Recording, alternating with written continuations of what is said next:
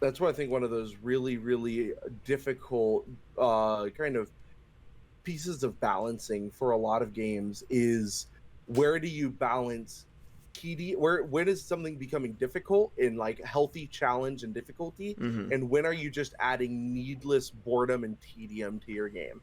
That's, I think, like the most delicate balancing act that you can do in video games, and anybody that pulls it off has my respect. Yeah, unfortunately, a lot of games suffer with their hardest difficulties where they just bloat out Mhm. enemies and it's just an enemy sponge, or basically just endurance. You're just doing the same thing but for longer. God of War was Mhm. bad about that, and it's still bad about that.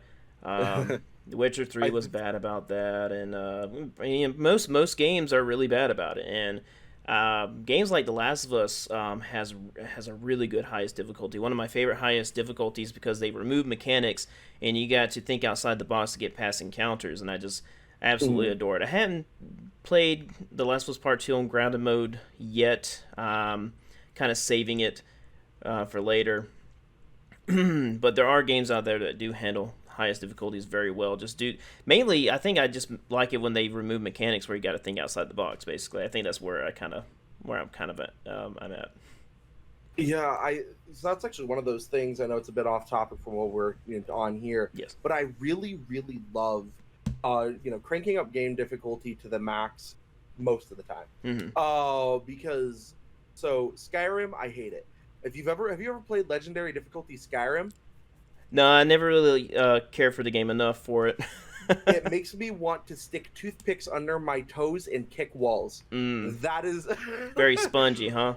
legendary difficulty Skyrim. I have in one of my videos. I was like, oh yeah, you know what? Let's give an idea.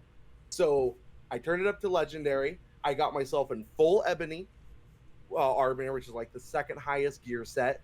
Made sure I was perked out and everything with just vanilla perks, and I put down one singular bandit chief that's like, the highest level they scale up to, which is I think 35, not too high. And I was level 35. Okay, so we're evenly matched. I have way better gear. I spent 5 minutes killing one bandit. Really? This is not okay. This Wow. is not how game difficulty is supposed to work, guys. It was not difficult. It was pretty much hit him a few times. He hits me twice, gets me down really low. I pop a healing spell that heals me back to full. This went on for several minutes. That was the Jeez. entire fight. Um, yeah, it's like through my I think it was on my Ordinator video. I made a video about a perk mod called Ordinator, and it's about how this mod is really, really good at making the highest difficulties way less tedious, where you're actually investing like skill into your character and you're learning how to play your character depending on what you pick, instead of just, oh, these perks make me do the same thing better. These perks make me do different things to gain different benefits. And it revolutionizes how you approach Skyrim, and I love that. See, Um, oh, sorry. oh, I was gonna say, if I was allowed to, I would absolutely have, instead of putting a game in one of these points, I would have put Ordinator perk mod as one of my favorite games of all time, because it is a different game than Skyrim. We'll talk about it more when I talk about Skyrim, which is on my top five.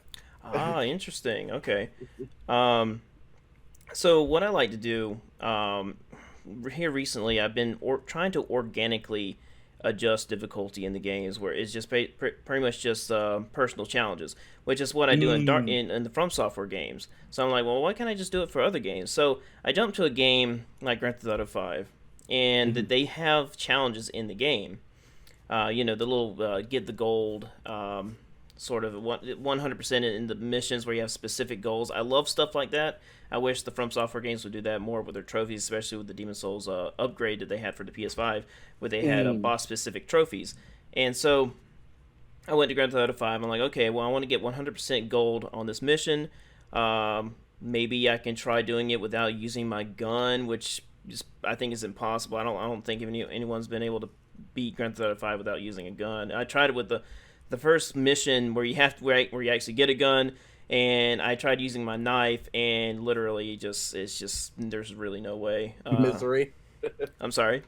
Just misery all the way through. Yeah, so but I enjoyed Grand Theft Auto 5 more because I actually appreciated the level design, and remembered it a lot more because I can remember it, to this day, and it's probably been months ago since I've done it. I'm like, man, I still remember that mission because I put more effort in organically making it difficult, which, I feel like is very important in video games where you need a well designed difficulty so you can remember the video game, remember your experience instead of just kind of remember the cinematic feeling. You need that more in-depth experience so a game can stick with you, and I think that's what a lot of games today are missing.